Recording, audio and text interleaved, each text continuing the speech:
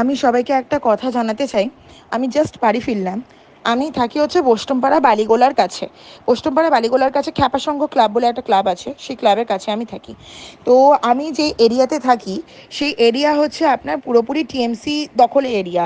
আমার বাড়ির সামনে শ্যামল মিত্রর বাড়ি, অরূপ রায়ের বাড়ি।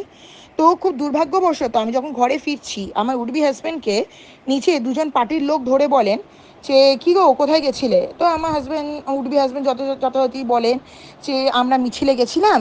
এবার আমার উডবি হাজব্যান্ডকে তখন ওনারা জিজ্ঞাসা করেন, কে কাকে মিছিলে নিয়ে গেছিল? তোমার উডবি ওয়াইফ তোমায় নিয়ে গেছিল, নাকি তুমি ওকে নিয়ে গেছিলে? তখন আমার উডবি হাজব্যান্ড বলেন যে আমরা দুজনেই একসাথে গেছিলাম, কেউ কাউকেই নিয়ে যায়নি।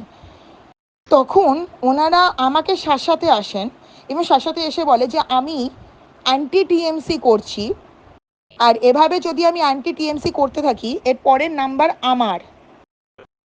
এভাবে অলরেডি টিএমসি পার্টির লোক আমাকে শাসাতে শুরু করে দিয়েছে। এই পাড়া থেকে কেউ কেউ কেউ মিছিলে যায়নি। আমি এই পাড়ার মধ্যে যতজনকে চিনি, সেই চেনার মধ্যে কোনো চেনা মানুষ মিছিলে যায়নি। গেছি আমি একা। আমার যে ফ্ল্যাটে থাকি, সেই ফ্ল্যাটে 22টা ঘরের মধ্যেও কেউ যায়নি, গেছি আমি একা।